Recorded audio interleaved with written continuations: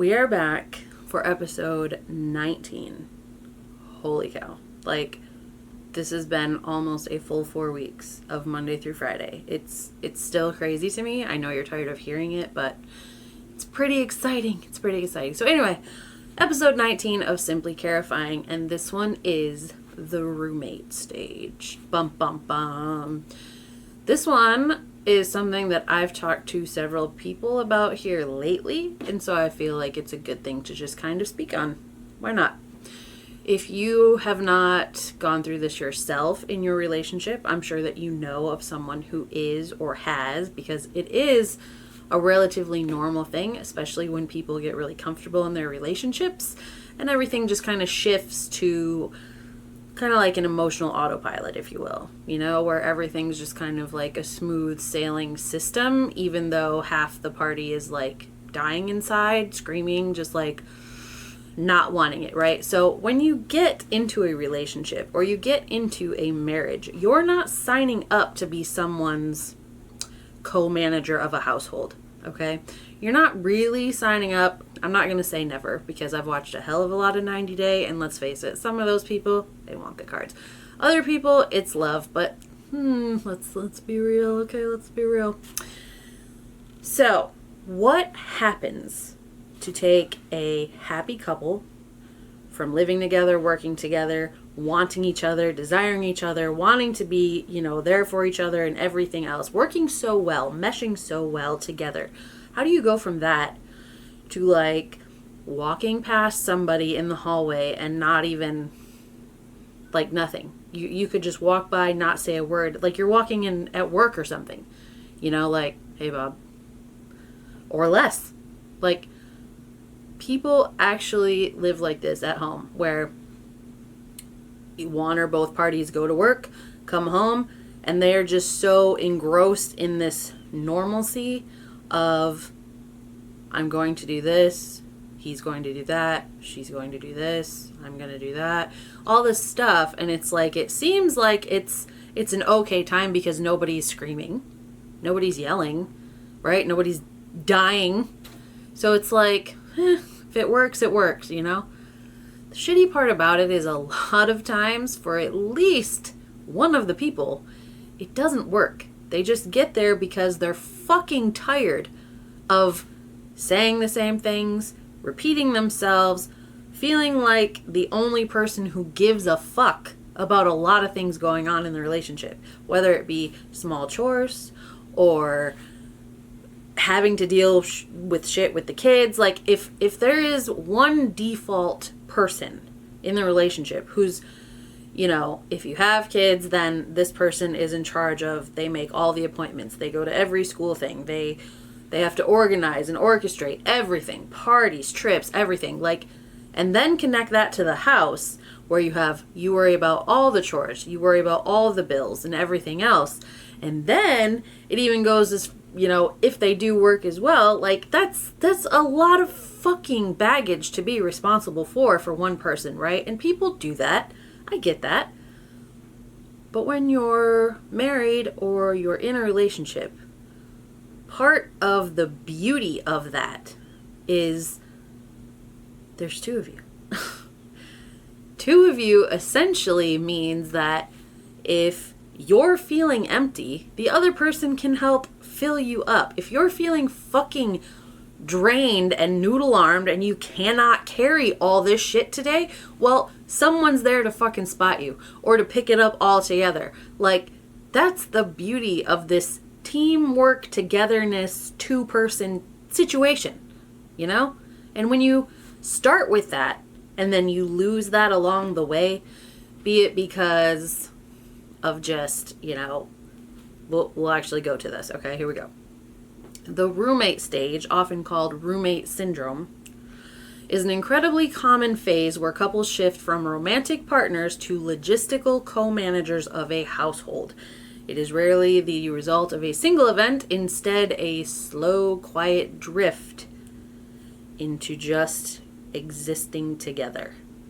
Not really needing to be with each other, not really needing one another for anything, really. Like, it's basically, he lives here, I live here, You know, our kids live here. We do stuff here. Like, his car is here. My shoes are there. But that's it. Like, there is no more us. It's him, me, her. You know what I mean? Like, that's just it. It's two people existing in one building. And that's it. Like, they might split the chores. They might split the bills. But they're not worried about spending time together on the couch or going out to dinner because it's been a minute or sleeping together. You know, half the time we're talking separate bedrooms or someone's couch hopping or who knows, you know what I mean? Like, I could not imagine coming home and being completely fucking ignored like a piece of fucking furniture in my house. There's no goddamn way. I myself and I speak for myself, okay? Speak for myself. I have never gone through the roommate stage. Now, when I got married, almost 2 years ago, will be this year 22. When I got married all those years ago, I made vows to him, but I also made vows to myself because I had been around people who have been roommates. I had been around people who eventually got divorced. You pick up on things in other people's relationships and marriages and things, and you realize, I don't want that. That's not for me. That's not it. Now, things happen in life. People grow, people change. Sometimes they grow apart. It is what it is, right? Sometimes it happens. Wasn't going to happen to me. You know, if I had something to do with it, it's not going to happen to me. I'm also not going to let it happen to me. I'm not going to be a chair in my own fucking house where, you know, you can throw a coat on me, you can fucking plop down whenever you fucking feel like, or you could just walk by and ignore me completely. Abso-fucking-lutely not. Nope. Not even. Okay? I made a promise to myself when I got married that there were certain things I wanted to be as a wife, and there were certain ways I wanted to be as a parent one day, right? And I feel like I've fulfilled those things to myself and have successfully dodged the roommate stage. Okay? Now, has my life been a Disney movie? Fucking no. Okay? Absolutely not. Have I had issues, especially, you know, issues in my marriage even? Sure. Every fucking one does. There is no way around it. In fact, if you know a squeaky, clean, tight, you know, just very all the time couple smiling, everything's perfect, chances are they're probably fucking dying or screaming on the inside, or they got some fucked up shit going on behind closed doors. Right? Like, we've all seen those movies. We've read those books. We know that there is no such thing as the perfect couple. They don't exist. That's it. Okay, that's it. That being said, there are things that I do that have helped me, I think, avoid this stage. Aside from being very boisterous, loud, very direct. I have a very strong personality, okay, for one. And I'm not someone who is easily ignored. I'm not always liked, but I damn sure I'm not going to be ignored. You know what I mean? By people I like. If it's people I don't know, I don't give a fuck. You know what I mean? I don't care about that. I don't have to be look at me out in the streets. It's definitely not that kind of personality. But in my home, I'm a pretty big deal. And for good reason, right? Because I do a lot of the shit around here. I do a lot of the chores around here, the bills, I do the organizing. When we go on trips, like, I'm packing, I'm making sure. I'm that guy. I am the default person. I know where everything is. I know what time things are. My husband's birthday, had I not told him when it was, he probably would have just went to work and went along his merry way and been like, you know? That's who I am. That's part of me. Are there things in my life that annoy the living fuck out of me when it comes to my family? Of course. Of course. I live in a house with 5 other people. Of course it does. Yes, absolutely. Some of the things, anyway, back to it. Some of the things that I do. You never, ever get too comfortable. This is someone who has been married for almost 22 years now. I've been with the guy for almost 23, 20, yeah. We're nearing a quarter of a century together, okay? And that's a long time to be with someone. And to know their ins and outs, their demons and their good sides and all that. Like, you know all the things at that point. You know a hell of a lot. A hell of a lot, okay? You also pick up on all the little quirks and all the things that annoy the living shit out of you, right? But you have to be someone who decides whether or not that those things that annoy the fuck out of you are those big enough things to demolish what you have with that person. I mean, after 2 decades, mine is a no. You know, there's nothing we have not gone through or whatever, you know what I mean, where I look back and I say, oh, I should have left. What am I doing here? You know, I've wasted so much time. Why? I don't have that. I don't. I, of course, have ways where I look back and I could think, man, if I would have done this differently, maybe then, blah, blah, blah, blah, blah. But you could do that all day. It's not going to do anything. You know what I mean? It's not going to go back and fucking change it. Like, your life is how it is because of the choices that you made in the past. But the sad part about it is, they're in the past. Okay. This was another thing.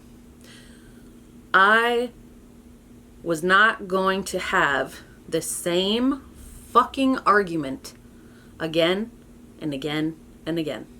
Okay? I didn't want to be one of those people who got up in the morning full of fucking resentment and just hatred, like a certain shade of hate for this person, because here we are having round fucking 93 of the same fucking argument that we've had for 5 fucking years. I wasn't interested in that. Okay? That also does absolutely nothing. Because again, you're taking grains of something from the past and you're trying to sprinkle it onto what you got going now. It's not going to make it better. You know what I mean? Even saying dumb shit like history repeats itself, that does nothing for anybody. Nothing. You focus on the here, the now. What's in the past is in the past. There may have been things that even hurt you then that still come up today, but if it's not relevant today, you don't fucking unbury it and bring it back to life today. That's not going to do anything at all. Okay, so resentment is one of those things where I want to get to a point where I hear him, he hears me, eventually we talk, right? Now, I have days sometimes, like, if I explain myself, because I cannot stand to be misunderstood.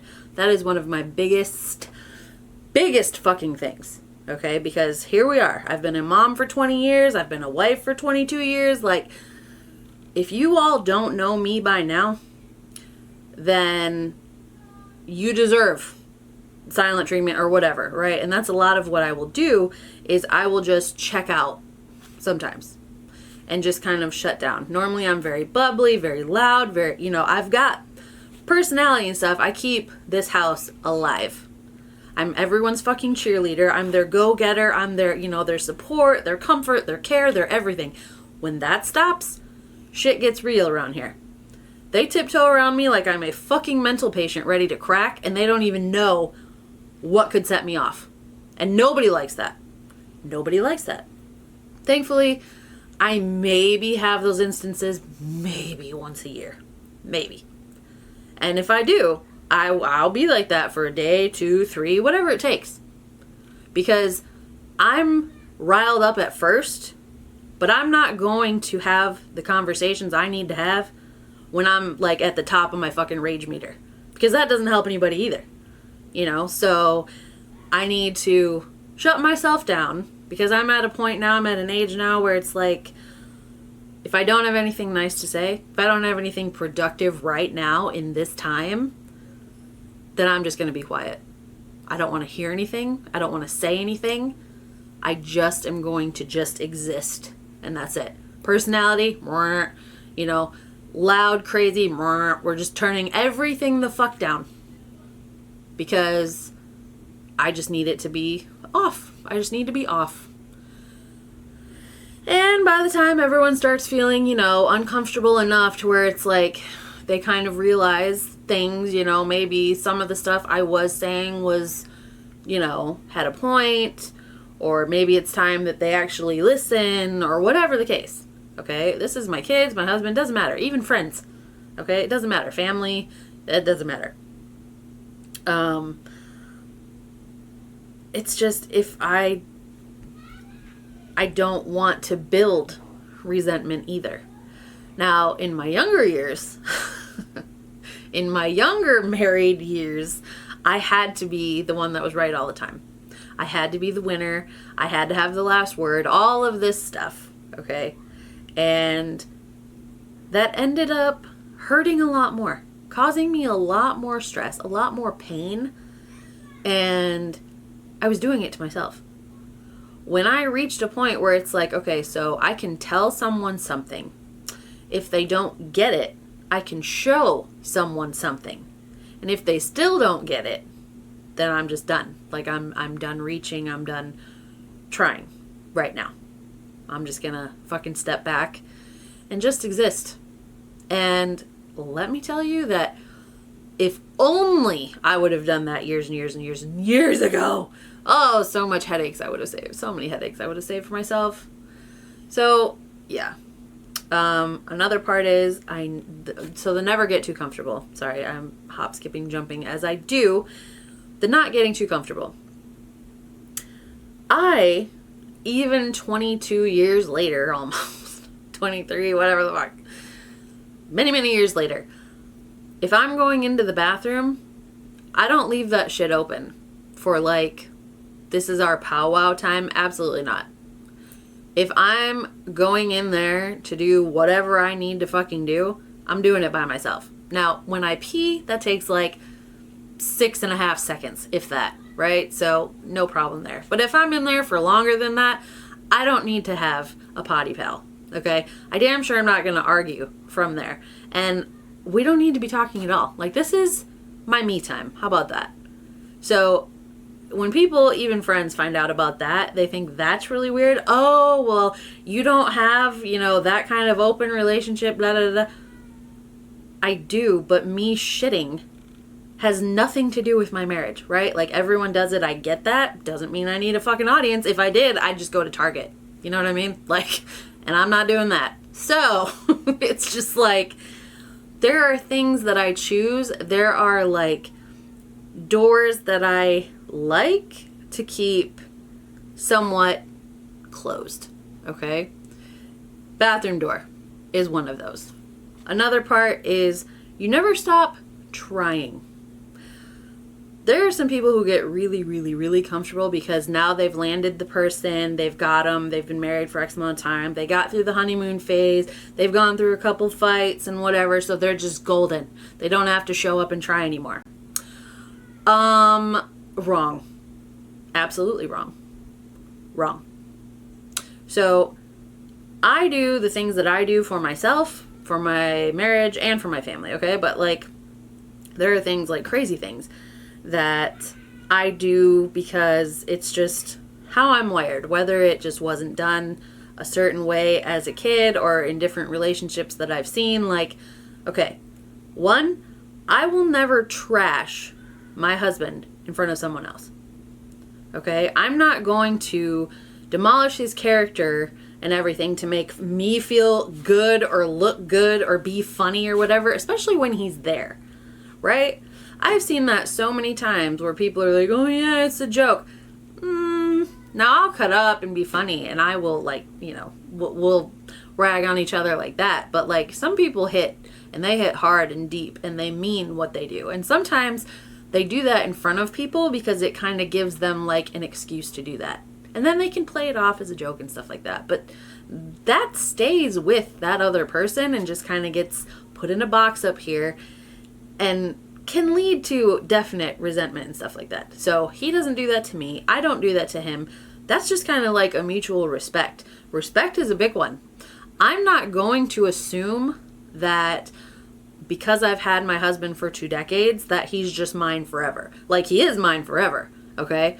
But I'm also not going to stop doing things that I do. I shave my legs every single day. I do the laundry every single day. I don't put it away, let's be honest about that. But there are just things, right, that I just won't. I have never had a week where I just rot in my bed. Okay? And I know some people have that as a coping thing, but I never got it, because if I were to do that, I feel like I would feel more like shit, even on the bad days, you know? And I don't want to do that. So here's the deal. If I'm good with me, then my relationship will be fine.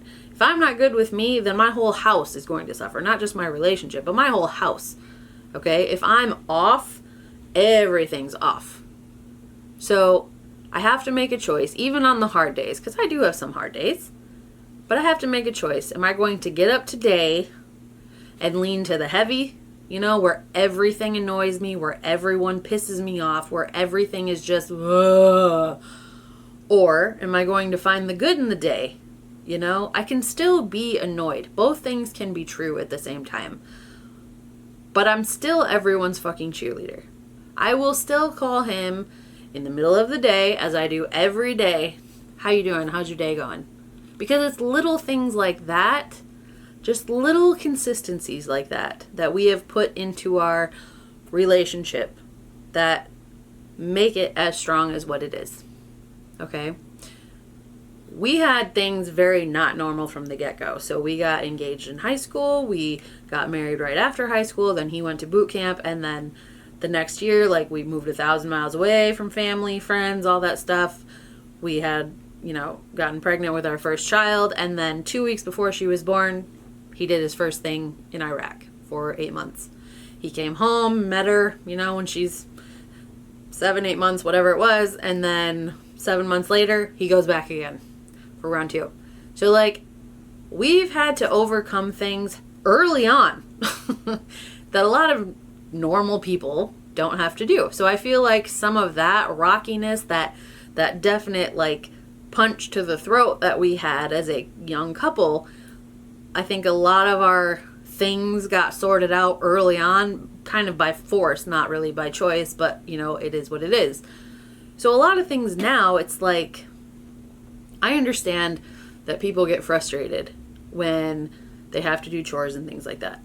And it is annoying to see people acting like their partner's parent. You know, like, if you're constantly having to remind somebody to do something over and over and over again, it's like, when are you going to get it? And a lot of times that goes into, like, the quiet resentment, where the person either refuses to do it, and then you just got this, like, mental standoff, or, you know, this person thinks that they have to do everything to, you know, to survive. Neither are good, you know. I just feel like on days that he is really stressed, really this, really that, I let him release all that and I soak it up. And I still have to find the good. Even if I'm pulling the good, like, something completely out of my ass, okay? In that moment, I have to be the good. I have to be that way. Because if we're both like that, that's where I feel like you start to get into the existing together and not being together. Like, I'm part of his team. I'm part of this couple. We help each other. We build each other up. We lift each other up. It is so much easier to bring someone down than it is to push them up. But the difference it makes to that person is insane. And then if that person's feeling good, you're feeling good, they'll do the same. Like, it's this whole harmonious thing. So how do people get away from that and get into this roommate syndrome? I've never heard that, by the way. But this stage of where it's just like, they don't feel like they're together anymore. They're just at the same place at the same time, existing. Let's see. Life gets busier with kids, careers, and chores. The relationship often gets pushed to the bottom of the to-do list. Conversations become purely transactional, discussing groceries, schedules, or bills, leaving no room for emotional connection. I've known plenty. I've known plenty. And another difference with myself is that I will talk to you about the groceries and schedules and everything else. But I'm also going to tell you about my day, whether you ask or not, which he does, because I do. It's just this thing that we've done together for so long. It's like, how was your day? How were the kids? What happened here? What is it? Because we're actually interested, not only in how, the piddly things in the day went, right? But you're also reaching into your partner's mind for a moment and like checking, are you good? Did you have a good day? Because as soon as you say something fucked up, like, oh, this bitch, at the grocery store, blah, blah, blah, blah, and my whole day's just been garbage, then they have to shift. Okay? That's when they choose to bring you in for a hug. You know what? They get there and they're like, you know what? You go sit down. I'm going to take over dinner. Shit like that. That is what it should be. And I couldn't imagine just somebody just not giving a fuck about anything. Right? Now, there are some things that I don't think about. There are some things that he doesn't think about because we've just taken that upon ourselves to do. But I have never felt fucking shafted in my relationship. I've never felt like I do everything and he does absolutely fucking nothing. He works his ass off, okay? I'm not going to fault him for, wanting to come home and do absolutely nothing some days. Just like, even though I'm home all the time, if he asks me what I want to do on a weekend, and if I say nothing, he's not going to be like, oh, you do nothing all day. Da, da, da, da, da. He would never say that. Ever.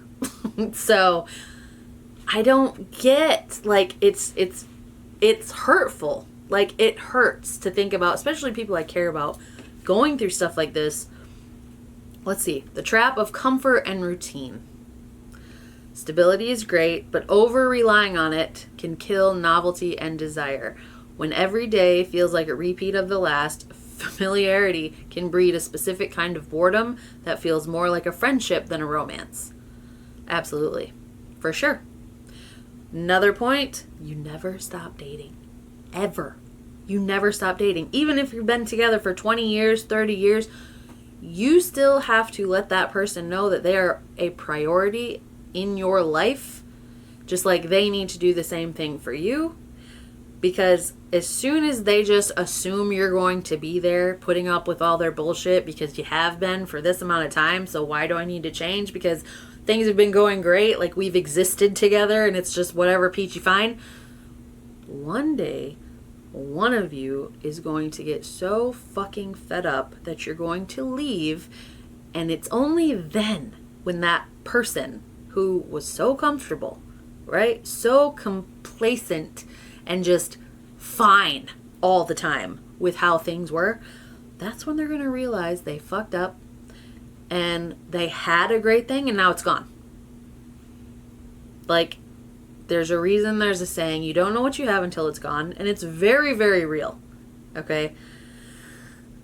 Some people do get too fucking comfortable. They just assume that because they're married and they said the words till death do us part, whatever, that's just it now.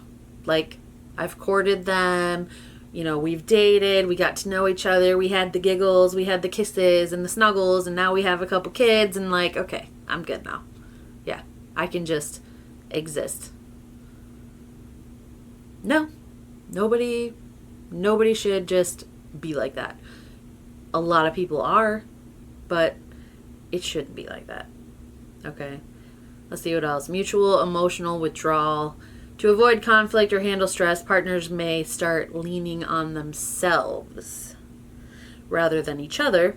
This self-sufficient behavior creates a culture of distance where expressing affection or needs starts to feel awkward.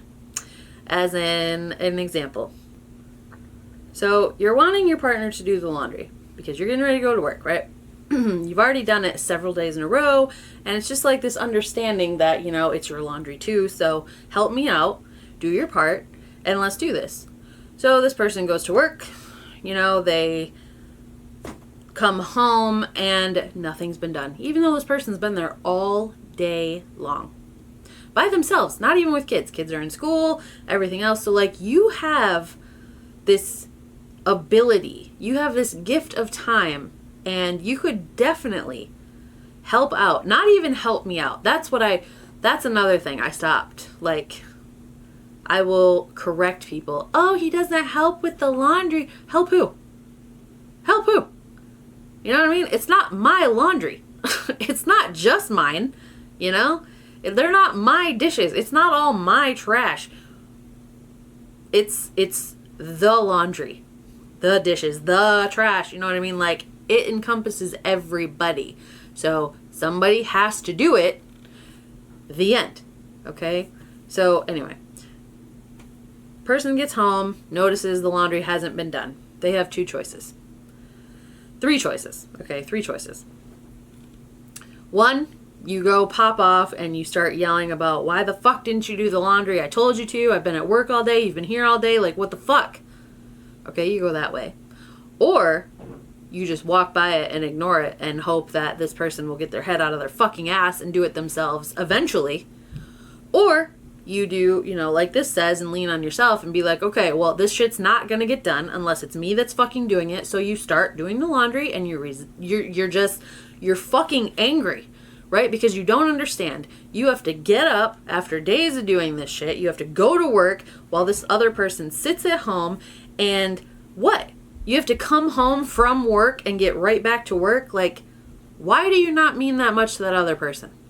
Why is this only on your fucking mind? These are not just my fucking clothes. Okay? So you do that again and again and again.